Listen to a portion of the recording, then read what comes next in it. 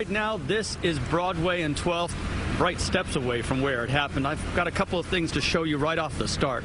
Let's zoom in right now on the manhole that blew off. There's still some smoke coming out of there. Now, as you take a look at that, we also want to direct your attention to the building right across the street and look up there at that. That's the apartment where the windows blew out. They've since cleared the glass, but you can see that is open to the elements right now. So we have this Friday where it starts off with fear and now frustration.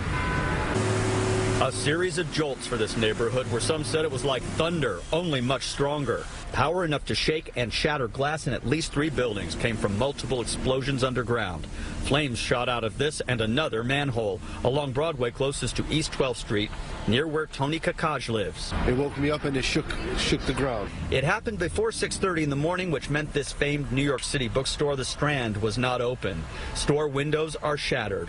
No one was hurt in the blasts, something bookstore managers confirmed with this tweet.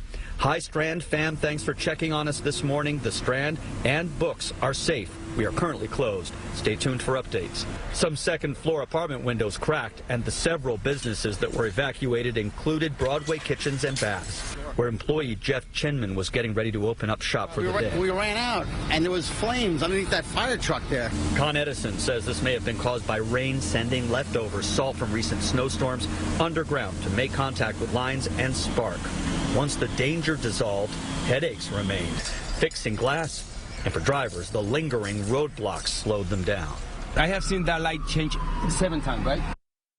I was just given a fire department update. We did learn that 2 firefighters suffered very minor injuries and did not even require treatment here at the scene. We've also been told by Con Edison that there was no power disruption as a result of these blasts. Live in East Village, Dave Carlin, CBS 2 News. Dave, thank you.